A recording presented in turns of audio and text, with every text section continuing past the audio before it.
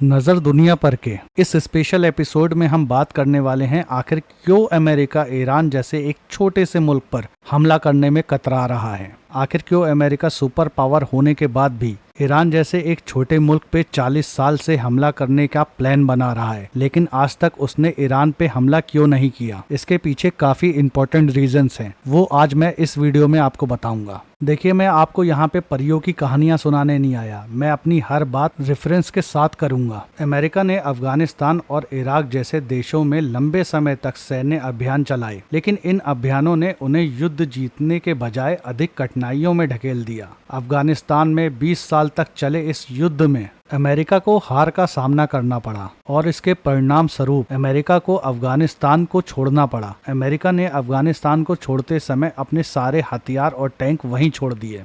तालिबान को इन हथियारों से बहुत मदद मिली। इस तरह तालिबान अफगानिस्तान में सत्ता पे काबिज हो गया। फिर आया 20 मार्च 2003, जब अमेरिका के प्रेसिडेंट जॉर्ज बुश ने इराक पर हमले के लिए कहा। ये हमला भी अमेरिका ने झूठ बोल के किया। अमेरिका ने बताया सद्दाम हुसैन के पास रासायनिक हथियार हैं। इस बहाने वो इराक में घुसा और कई साल तक वहां का तेल खींचता रहा। फिर अमेरिका को इराक के विद्रोहियों का सामना करना पड़ा और एक लंबी लड़ाई के बाद अमेरिका को शर्म का सामना करते हुए इराक से भी निकलना पड़ा। हालांकि इराक में आज भी अमेरिका की कई छोटी छोटी छावनियां बनी हैं, जिसमें 2 से 3 हजार अमेरिकन सोल्जर रहते हैं। इराकी गवर्नमेंट ने एक लॉ पास किया है जिसके तहत अमेरिका के सोल्जर्स को जल्दी ही उनकी धरती को छोड़ के जाना पड़ेगा। अक्सर अमेरिकन सोल्जर्स को ईरान का भी खतरा बना रहता है, क्योंकि ईरान की जो प्रॉक्सी इराक में एक्टिव है वो आए दिन अमेरिकी बेसिस को निशाना बनाती रहती है। मैं अपने दर्शकों को एक बात बताता चलता हूँ कि अमेरिका के लिए Osama bin Laden, Saddam Hussein और गद्दाफी ये एक समय में हीरो हुआ करते थे। वैसे मैं आपको बता दूं, अमेरिका ने ईरान पे 40 साल से प्रतिबंध लगाए हैं।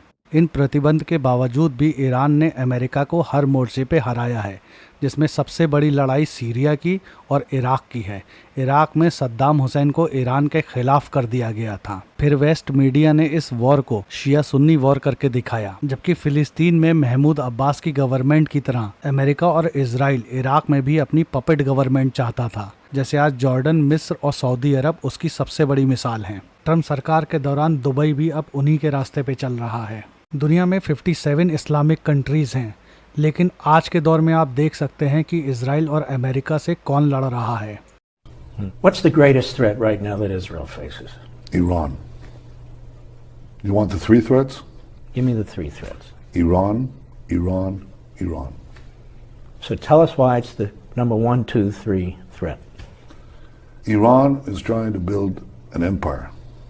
An aggressive empire. फिर आती है सीरिया की जंग, जो 14 साल चली। अमेरिका और इजराइल मिलकर असद की गवर्नमेंट को गिराना चाहते थे, लेकिन ईरान की सबसे मजबूत प्रॉक्सी हिजबुल्लाह ने इजराइल, सऊदी अरब और टर्की की ISIS को खदेड़ दिया। ईरान को छोड़ के सारे मुसलमान देश सीरिया में असद सरकार के खिलाफ थे। रशिया और इस्लामिक देशों ने मिलकर असद सरकार पे ये प्रेशर बनाया कि ये जो तुम रासायनिक हथियार अपने पास रखे हुए हो, ये दुनिया के लिए खतरा है। इसलिए वो सारा रासायनिक हथियार आज रशिया पहुंचा दिया गया। ईरान ने यमन के अंसारुल्लाह को सपोर्ट किया सऊदी अरब से 8 साल चलने वाली जंग में। अमेरिका के साथ मिलकर सारी नेटो कंट्रीज ने सऊदी अरब का समर्थन किया। यहाँ पर भी ईरान की स्ट्रेटेजी ने एक अनोखा काम दिखाया। यमन के अंसारुल्लाह को, जिनको आज आप हूती के नाम से जानते हैं, उनको अपनी वेपन्स की टेक्नोलॉजी दे दी। फिर क्या था, हूतीज ने रोज मिसाइल्स बना के सऊदी अरब की राजधानी रियाद तक फायर किया। देखिए, ईरान ये हमेशा से जानता था कि उसकी मदद को कोई भी इस्लामिक कंट्री नहीं आएगी, इसलिए उन्होंने पूरे मिडिल ईस्ट में अपनी प्रॉक्सीज बनाई, जो आज इजरायली आतंकवाद के खिलाफ लड़ रही हैं। बाइडेन ने अभी हाल ही में एक इंटरव्यू में कहा कि हम ईरानी रिफाइनरी को टारगेट कर सकते हैं। इस पे ईरान के IRGC के डिप्टी कमांडर ने कहा है कि हम भी बड़े आराम से मिडिल ईस्ट के सारे ऑयल को बर्बाद कर सकते हैं। उन्होंने आगे कहा कि अगर इजराइल ने हम पे हमला किया तो इजराइल अपने अस्तित्व को खत्म कर देगा। हम उसके सभी ऊर्जा स्रोत, बिजली स्रोत और रिफाइनरी और गैस क्षेत्रों को निशाना बनाएंगे। ईरान के पास कई अधिक केंद्र हैं, लेकिन इजराइल के पास केवल 3 ही केंद्र हैं। हम चाहें तो इजराइल के इन सब केंद्रों पे एक साथ हमला कर सकते हैं। जैसा कि आप जानते हैं, इजराइल और अमेरिका को सपोर्ट करने वाली कंट्रियों के लिए रेड सी अब एक कब्रिस्तान बन गया है, क्योंकि हूतीज ने लगातार अमेरिका और ब्रिटेन के शिपों को निशाना बनाना शुरू कर दिया है। अगर अमेरिका ईरान पे हमला करता है तो अरब सागर भी अमेरिका के दोस्तों के लिए कब्रिस्तान बन जाएगा। दुनिया में क्रूड ऑयल के प्राइस आसमान छू जाएंगे और इंपोर्ट एक्सपोर्ट एकदम बंद हो जाएगा। देखिए, ये मिडिल ईस्ट का मैप है। इस मैप के जरिए मैं आपको बहुत सारी चीजें समझाऊंगा। ये वो अरब कंट्रीज हैं जिसमें अमेरिकन बेसिस बने हैं। जो आप ब्लू कलर के एंकर देख रहे हैं वहां पे अमेरिकन शिप खड़े होते हैं। जो ग्रीन कलर का निशान देख रहे हैं वहां पे अमेरिका के हथियार रखे जाते हैं और सबसे ज्यादा हथियार इस समय कुवैत में रखे जाते हैं। जो आप रेड कलर के निशान देख रहे हैं वो अमेरिकन एयर बेसिस हैं। येलो कलर के निशान का मतलब होता है जॉइंट फैसिलिटीज। देखिए, 3 साल पहले ईरान ने एक बयान दिया था। इस समय ईरान के पास इतने रॉकेट हैं कि ईरान में वो रखे भी नहीं जा रहे हैं।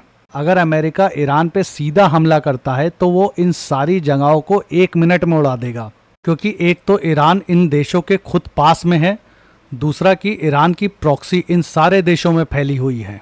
ईरान ने खुद को एक शक्तिशाली और आत्मनिर्भर देश के रूप में विकसित किया है। वो किसी भी हमले का मुंहतोड़ जवाब देने की क्षमता रखता है। उसकी मिसाइल और ड्रोन तकनीक दुनिया में सबसे अच्छी मानी जाती हैं, जिससे वो इन सभी ठिकानों को आराम से निशाना बना सकता है। अमेरिका को पता है कि ईरान पर हमला करना आसान नहीं होगा।